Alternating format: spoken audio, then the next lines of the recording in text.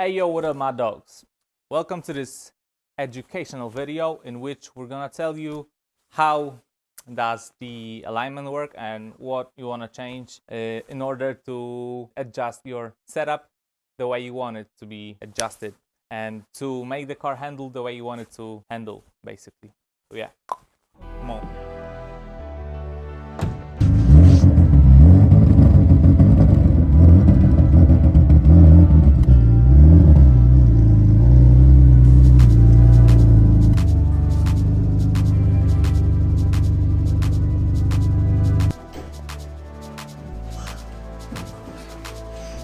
Your car is making funny noises.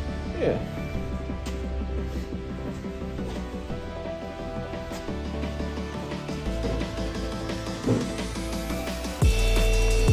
Wow! Healthy body! Okay, but firstly, tell us who's the patient. 1994 E36 330i and 54B30. But what? We have to start whole journey from the rear, because even if you are doing your alignment on the Hunter tool or something like that with or other popular alignment machine, you have to adjust the rear to the front. In the proper drift car or even beginner car, you have to have probably Chinese shock absorbers and a little bit harder springs. You can also put the coilover from BC has something like that in his offer. You can buy only this Chinese stuff and it is enough. Obviously with this kit you will have here regulations that change the height of the car, and it is crucial because every change of your level of your car, it changes everything in your rear suspension. Okay, another part which is different in comparison to stock subframe or whole suspension, adjustable control arms. You have to have that shit to adjust the wheel as straight as it is possible. And what does it change?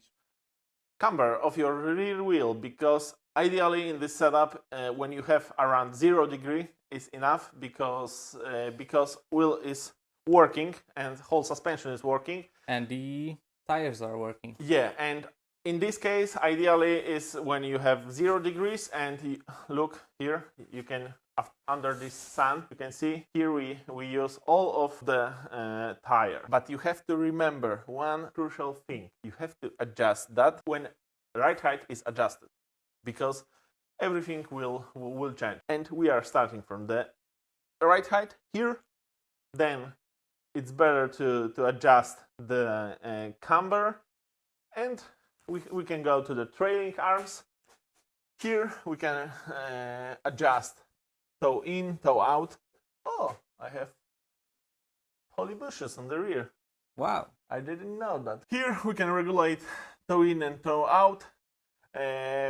Probably professional kit of trailing arms has whole plates where you can adjust more. I prefer to drive on the 0.3 toe in everywhere, not depends on track. I'm always toe in. Okay, but tell us why. What changes between toe in and toe out of the rear wheels? Okay, I will try to explain that as simple as it is possible. When you have toe out, you are going, your car, when you are on the throttle, your car is going further in the corner, deeper in the corner, but when you have toe in, your car on the throttle is going to the Accelerate forward. Yeah, forward and closer to the inside edge of the corner. When you have a lot of power and your suspension is working, when you are on the throttle, there will also occur something like naturally your wheel is going to the toe in because of whole forces on the suspension. You can see that on the cameras here on the doors or something like that. And as we can see, you are running the rear sway bar. Some drivers don't want to have it. Tell us the difference between having a sway bar and not having it on the car in the rear. I will try to explain that as it is for amateurs. When you have sway bar, obviously it depends of the dimension and of this sway bar. But when you have your car has more forward grip, when you don't have rear sway bar, you have more side bite grip because your car leans into the outside of the corner, and you have more mass and forces on the outside wheel, and it helps to have more traction and more usage of the tire. Let's head to the front of the car. Yeah, front, which is a little bit more important than the rear. And a little bit more complicated. Yeah, lower control arms are a little bit longer because you have to change the position of wheel to make space to this 70 degrees of angle, something like that, and you have to change the position to make space. But these front wheels are only 8 inches wide, which is not the best result, but you have to have this control arm to change the position to make space here. But obviously when you are changing position of your hub, you have to change the position of rear mounts. Because obviously the longer the control arm, the more camber the wheel has. Yeah, and when without changing position there on the upper mounts, it would be around 10 degrees of camber. It is too much. Okay, and in this kind of semi-profi kits, you have to have adapter, which is needed to have different Ackerman angle, because this steering kit is working different to the normal one, like in the road cars. Obviously, you cannot mount that to the normal shock absorber and strut tower. You need coilovers. This one, they are from the Chinese river or something like that. They are with the Chinese rice. Another part of parts which is different between road legal steering kit in normal road cars and this different one in drift cars. Lock stops, because if you don't have this lock stops, your wheel will touch the frame rail, and it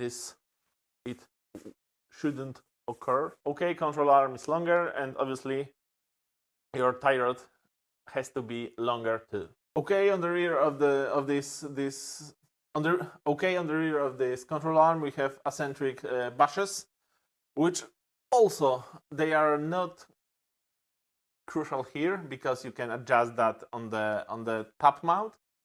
And well, but in this setup I have to have that because whole caster was around 2 degrees and car doesn't have enough self steer. And here you can adjust the caster. You can also buy Uniball here, when you can adjust more than normal bushes. Okay, but you have to remember, this is my way to build a beater, but you can use what you want, even stock steering lock kit. When you are on your beginnings, it's enough. You shouldn't look for excuses.